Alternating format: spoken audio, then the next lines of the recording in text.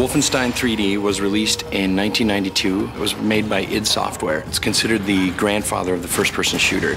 Basically, we're taking the origins of Wolfenstein and bringing it into the next gen. So things visually are way more over the top, but we're still dealing with Nazis, zombies, monsters, all that cool stuff that you saw in the original Wolfenstein.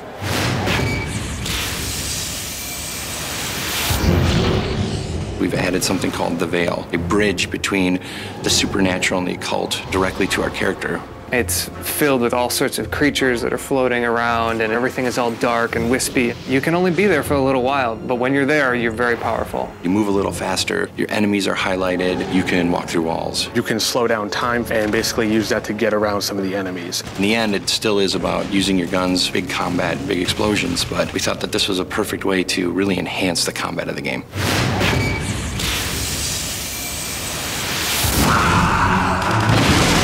We looked at some of the weapons that were big hits in Wolf 3D and Return to Castle Wolfenstein. We took the flamethrower, put it in our game, and cranked it up another notch. We've also added some other more science fiction weapons that you don't normally see in a World War II game. So we have a particle cannon, for example. It can disintegrate enemies and have them scream. It's really one of the most fun weapons to ever play. We've been really conscious here at Raven, looking at the legacy and then trying to continue along those lines and develop the weapons, but to keep that heart and soul that is Wolfenstein.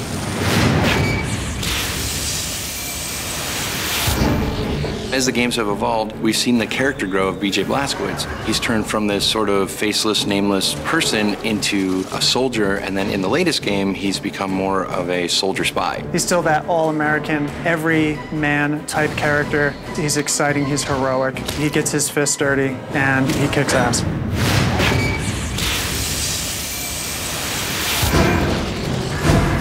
This time around, with the Veil, we've been able to introduce a whole brand new type of creatures that only live in this place. The Despoiled is actually one of the human characters that gets changed over time by some unforeseen things that will be divulged later. Makes him a little more powerful and kind of mindless, which is a little scary. We put as much personality on the other characters as we can, and we let BJ just be whoever the player is that's actually driving the game.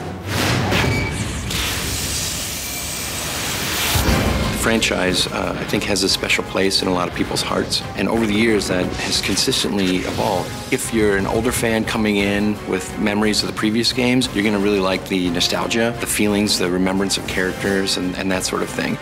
I think as a newer fan, you're going to get introduced to fast action, big combat, really powerful weapons, interesting characters, and things like that. The previous game was 5-6 years ago now. Technology has come a long ways, and we've been able to do things that you could never have done before. There was a lot of expectations for us to continue this license with the power that it deserves and the love that it deserves. So having the opportunity to work on it has just been really awesome.